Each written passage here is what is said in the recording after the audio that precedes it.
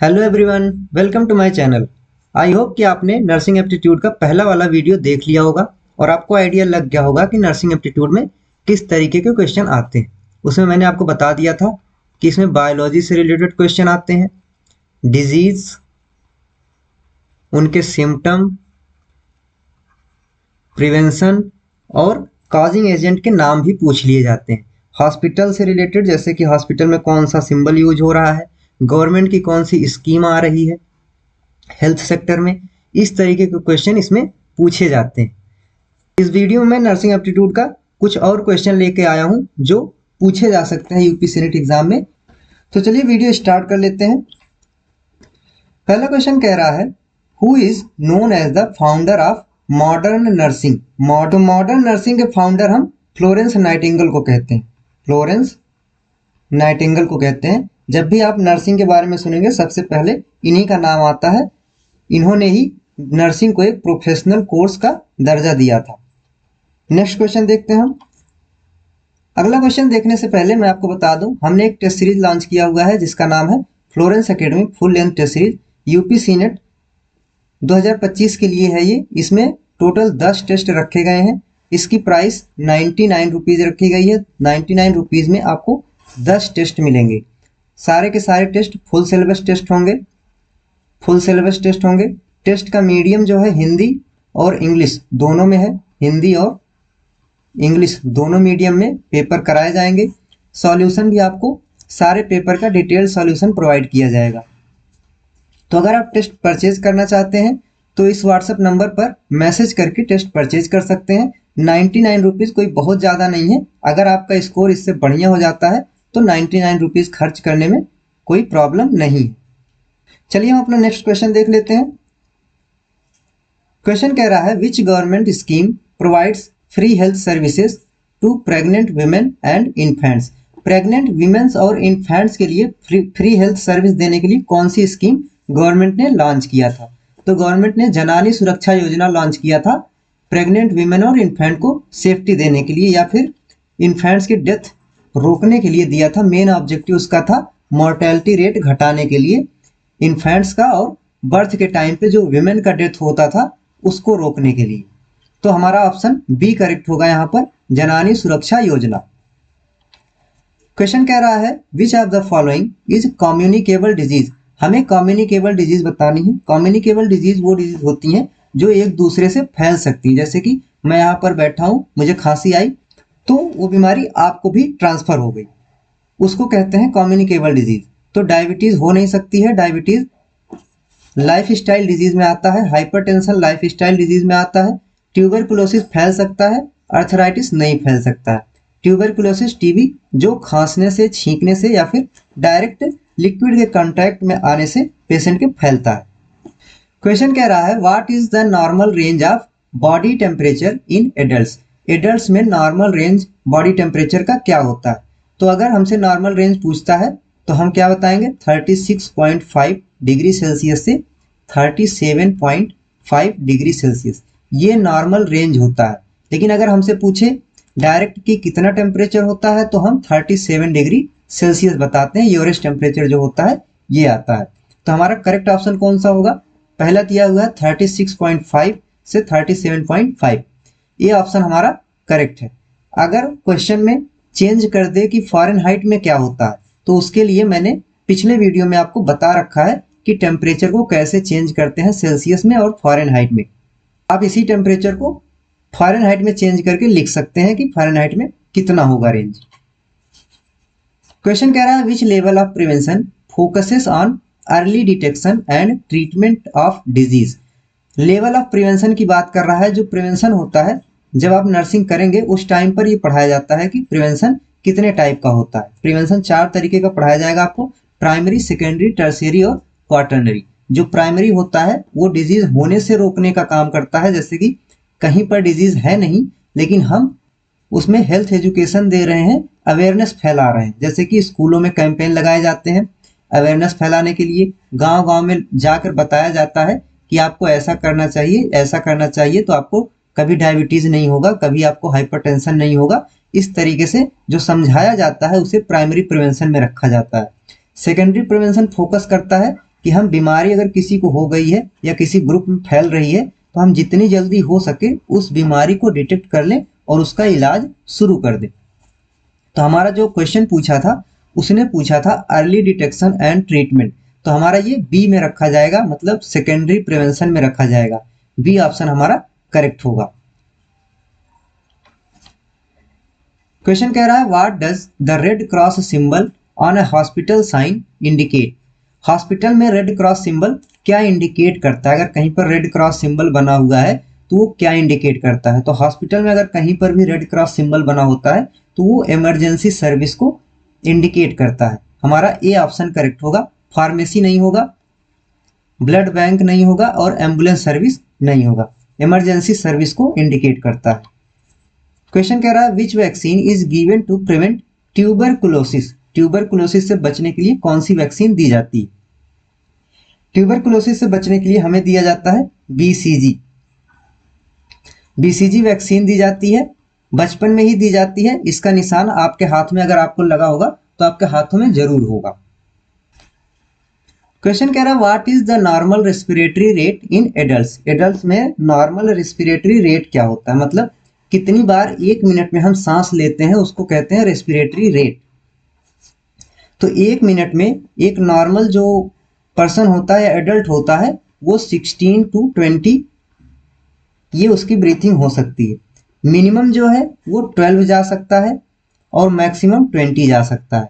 लेकिन अगर 16 to 20 answer में दिया हुआ है, ऑप्शन में दिया हुआ है तो हम इसको लगाएंगे। उसके बाद भी नहीं दिया है, अगर उसने 14 से 20 दे रखा है तो हम इसको लगाएंगे। फिर भी अगर उससे भी कम दिया हुआ है तो 12 से 20 दिया है, हम इसको लगाएंगे।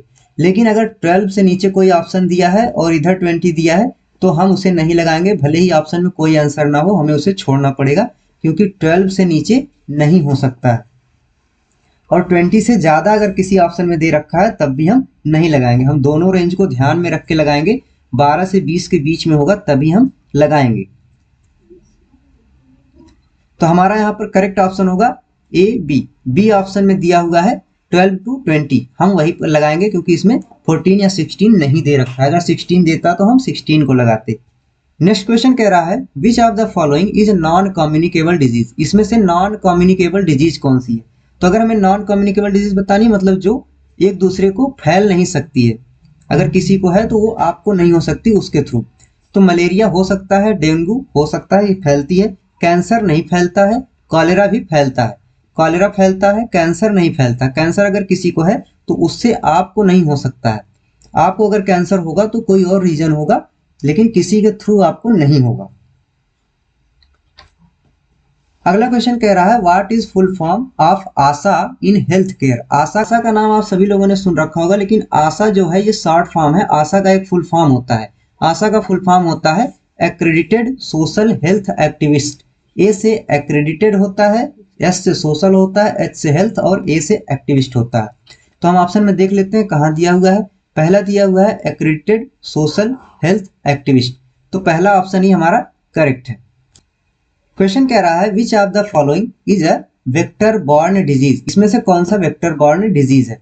तो वेक्टर क्या होते हैं? वेक्टर वो होते हैं जो किसी डिजीज कॉजिंग एजेंट को ट्रांसफर करते हैं, मतलब अपने अंदर लेके चलते हैं, कोई एक तरीके से होस्ट का काम करते हैं और उसको फिर हमारी बॉडी में ट्रांसफर करते हैं, तो उसको वेक्टर कहते हैं। तो वेक्टर बॉर्न डिजीज का मतलब होता है कि ऐसी कौन सी डिजीज यहाँ पर जो दी हुई है इसमें से है जो किसी के थ्रू हमारी बॉडी में एंटर करती है, मतलब डायरेक्ट उसके जो कॉजिंग एजेंट है डायरेक्ट कांटेक्ट में आने से नहीं होते हैं, उसको हेल्प चाहिए होती है किसी वेक्टर की। तो पहला ट्यूबरकुलोसिस है, ये डायरेक्ट कांटेक्ट से होता है। मलेरिया, इसका जो कॉजिंग एजेंट है प्लाज्मोडियम, उसको हेल्प चाहिए होती है मॉस्क्यूटो की। मॉस्क्यूटो को थ्रू हमारे शरीर में ये इंटर करता है, तो ये वेक्टर बॉर्न डिजीज है। मधुमेह यानी कि डायबिटीज ये हो नहीं सकता है। हाइपरटेंशन हो नहीं सकता क्योंकि ये फैलती ही नहीं है, ये इस तरीके से फैलती नहीं है। तो हमारा बी ऑप्शन करेक्ट होगा। अगला क्वेश्चन कह रहा है the normal blood pressure range in adults. Adults में नॉर्मल ब्लड प्रेशर रेंज क्या होता है? तो नॉर्मल ब्लड प्रेशर रेंज जो होता है वो 90/60 से 120/80 तक हो सकता है। जैसे कि अगर हमसे पूछा जाए तो हम जनरली कहते हैं कि नॉर्मल क्या होता है 120/80, लेकिन इसका मतलब ये नहीं होता है कि अगर किसी का 100/70 आ जाए तो हम कह दें कि उसे हाइपोटेंशन हो गया है, उसका ब्लड प्रेशर कम हो गया है। क्योंकि सभी की बॉडी की फिजियोलॉजी अलग अलग होती है, किसी किसी का 100 आता ही है। जब आप हॉस्पिटल में काम करेंगे तब आपको पता चलेगा कि उनका टेम्परेचर ही कंटिन्यू 100 आ रहा है, वो बढ़ ही नहीं रहा है। तो इस तरीके से रेंज होता है, हमने रेंज सेट कर रखा है कि जब इससे नीचे जाएगा तभी हम कहेंगे कि हाँ अब लो ब्लड प्रेशर हो रहा है, हम मानेंगे कि ये अब इन्हें हाइपोटेंशन हो रहा है। तो जब 90/60 से नीचे चला जाएगा तभी हम कहेंगे हाइपोटेंशन है, और 120/80 से ऊपर जाएगा तब हम कहेंगे कि ये हाइपरटेंशन की तरफ अब जा रहा है।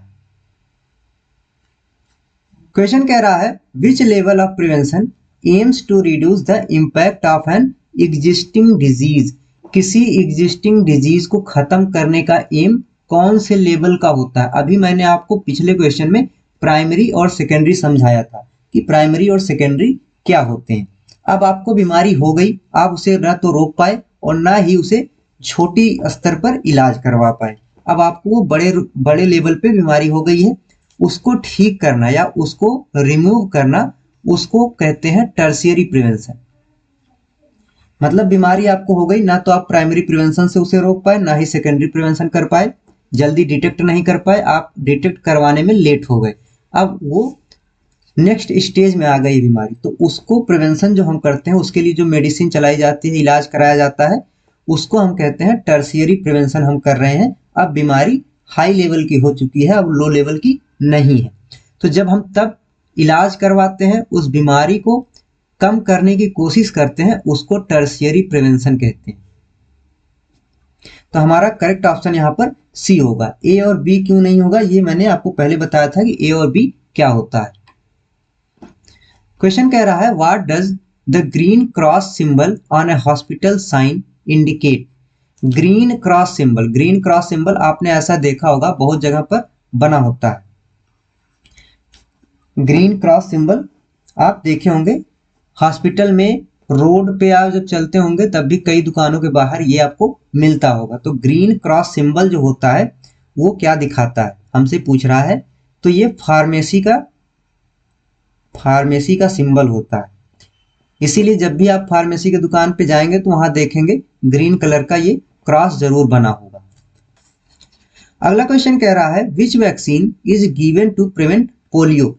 पोलियो से बचाने के लिए हम कौन सी वैक्सीन देते हैं। पोलियो से बचाने के लिए हम कौन सी वैक्सीन देते हैं। ऑप्शन देखते हैं बीसीजी। बीसीजी मैंने बताया था ट्यूबरकुलोसिस के लिए होता है।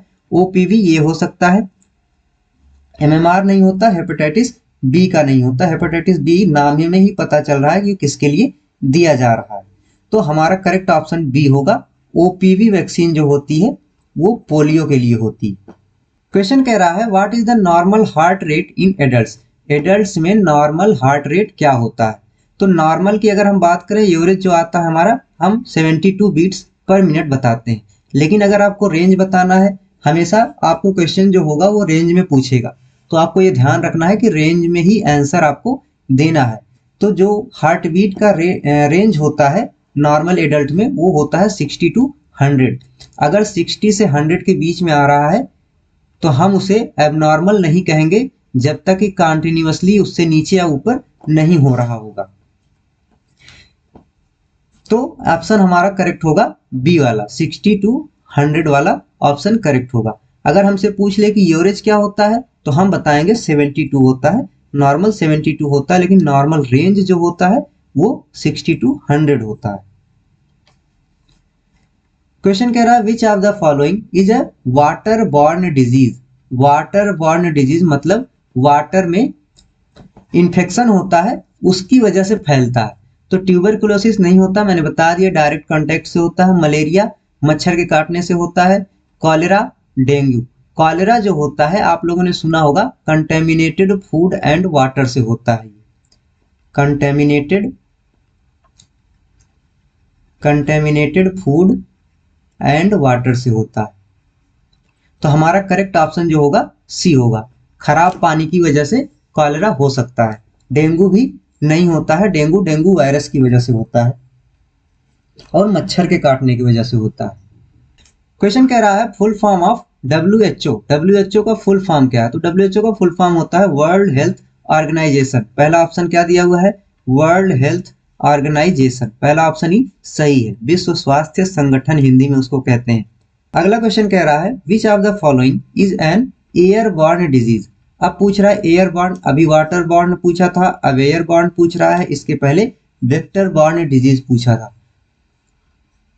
तो एयरबॉर्न डिजीज जो होता है मतलब एयर से फैलता है, जैसे कि हमने खांसा छींका, हमारे जो बैक्टीरिया वायरस थे वो एयर में गए, फिर उसके थ्रू वो दूसरे को जा रहे हैं, एयर के थ्रू किसी दूसरे ने सांस लिया, उसके अंदर चले गए और इन्फेक्शन कर दिया।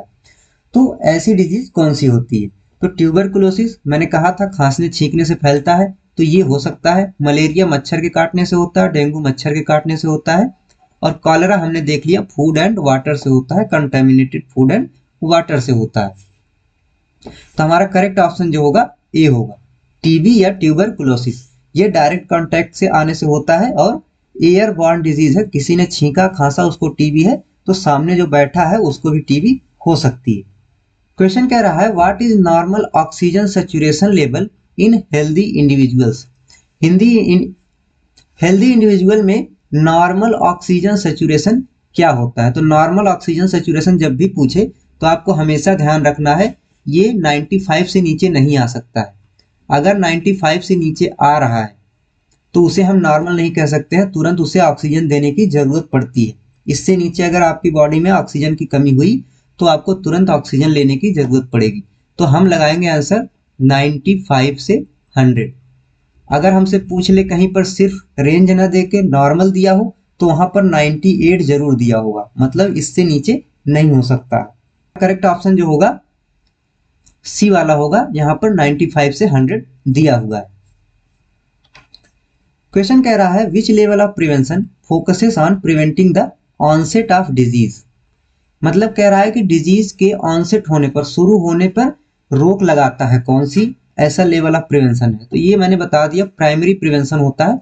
प्राइमरी प्रिवेंशन डिजीज होने से रोकने की कोशिश करता है, हम अवेयरनेस देते हैं कि आप इससे बच के रहिए, आप यहाँ पर पानी मत खराब कीजिए नहीं तो मच्छर होंगे और मच्छर से आपको मलेरिया हो सकता है, ये हम बताते हैं। तो उससे क्या होता है, अगर किसी को समझ में आ गया, उसने वहां से पानी हटा दिया, उसके एरिया में मच्छर नहीं है, तो मलेरिया को रोका जा सकता है। तो हमारा करेक्ट आंसर जो होगा ए होगा, primary prevention. What does the blue cross symbol on a hospital sign indicate. अब कह रहा है कि ब्लू क्रॉस सिंबल अगर बना हुआ है तो उसका क्या मतलब होता है? ब्लू क्रॉस सिंबल जो होता है हॉस्पिटल में, उसका मतलब होता है ये ब्लड बैंक है। जो सिंबल मैंने आज बताया है आपको उस सिंबल को याद रखना है, क्योंकि सिंबल से क्वेश्चन पूछा जाता है नर्सिंग एप्टीट्यूड में। तो ब्लड बैंक का सिंबल होता है अगर ब्लू कलर का क्रॉस बना हुआ है तो। सी ऑप्शन हमारा करेक्ट होगा। क्वेश्चन देखते हैं which vaccine is given to prevent measles. Measles से बचाने के लिए कौन सी वैक्सीन दी जाती है? मीजल्स जो होता है खसरा कहते हैं इसको, या फिर खुजली हो सकती है, मतलब कहीं कहीं खुजली भी कहते हैं, लेकिन मेन नाम इसका खसरा है। तो बीसीजी नहीं देते हैं, डीपीटी, एमएमआर और हेपेटाइटिस बी में से हमें देखना होगा। हेपेटाइटिस बी हम हटा देते हैं क्योंकि इसके नाम में ही है कि ये हेपेटाइटिस बी है। हमारे पास बचता है डीपीटी और एमएमआर। तो जो एमएमआर होता है इस वैक्सीन को हम देते हैं मीजल्स, मम्प्स और रूबेला से बचाने के लिए। ये शॉर्ट फॉर्म है, हम इसको देते हैं मीजल्स, मम्प्स और रूबेला। इन तीनों डिजीज से बचाने के लिए हम इसको देते हैं। अगर कहीं पर भी इन तीनों डिजीज में से कोई भी पूछता है तो हम एमएमआर वैक्सीन लगाकर आएंगे। क्वेश्चन कह रहा है what is normal body temperature in Fahrenheit. Fahrenheit में अब हमें बताना है, इसके पहले जो हमने बताया था वो सेल्सियस में बताया था। हम उसी रेंज को कन्वर्ट करके इसमें लिख सकते हैं, लेकिन कैसे लिखेंगे? जैसे कि जब हम कन्वर्ट करते हैं तो आता है 96.8 से लेके 99.5 तक। हम इस रेंज को खोज लेते हैं ऑप्शन में कहाँ दिया हुआ है। आप इसको खुद से कन्वर्ट करके भी देख सकते हैं, फार्मूला मैंने बता रखा है। पहला दिया हुआ है 96.8 से 98.6, दूसरा 98.6 से 100, 100 से 102, 95 से 96.8। इसमें एक भी ऑप्शन करेक्ट नहीं दिया हुआ है। हम इस ऑप्शन को लगा सकते हैं, लेकिन 98.6 जो है ये 37 डिग्री सेल्सियस होता है, तो 37 डिग्री सेल्सियस से भी थोड़ा ऊपर रहता है, तब भी हम बुखार नहीं कहते, उसे रेंज में रखते हैं। हम कहाँ तक रखते हैं? 99.5 तक रखते हैं। तो हमारा जो आंसर होगा इसमें 96.8 से लेकर 99.5 तक होगा, ये रेंज होता है। यहाँ पर ऑप्शन गलत दिया हुआ है, ये करेक्ट वाला है। Which of the following is a life style disease? मैंने लाइफ स्टाइल डिजीज बताया था कौन कौन सी होती है, इसमें पूछ लिया है कि लाइफ स्टाइल डिजीज कौन सी है। तो ट्यूबरकुलोसिस नहीं है, मलेरिया नहीं है, डायबिटीज है, कॉलेरा नहीं है। डायबिटीज और हाइपरटेंशन, हाइपोटेंशन जो ये डिजीज होती हैं, इनको लाइफ स्टाइल डिजीज कहते हैं। आज हमने टोटल 20 क्वेश्चंस किए हैं। 20 क्वेश्चन में लेवल ऑफ प्रिवेंशन के शायद 4 या 5 क्वेश्चन थे। आपको ध्यान रखना है लेवल ऑफ प्रिवेंशन क्या होता है और कैसे कैसे कौन कौन से में हम लेवल ऑफ प्रिवेंशन कौन सा लगाएंगे। नेक्स्ट वीडियो में और भी क्वेश्चन लेकर आऊंगा नर्सिंग एप्टीट्यूड के। तब तक आप जो 2 वीडियो मैंने बना रखे हैं उनको अच्छे से रिवाइज कर लीजिए। और सबसे इंपॉर्टेंट जो है टेम्परेचर का कन्वर्जन जो है आपको सीखना होगा। टेम्परेचर कन्वर्जन अगर आपको आता है तो आप फ़ारेनहाइट में और डिग्री सेल्सियस में कभी भी कन्वर्ट कर सकते हैं, इसलिए वो इंपॉर्टेंट है, आपको याद होना चाहिए। नॉर्मल रेंज जो होते हैं किसी भी चीज़ के बॉडी में, वो आपको पता होना चाहिए, जो इस क्वेश्चन में मैंने कराए हैं, ये इस सेशन में मैंने कराए हैं।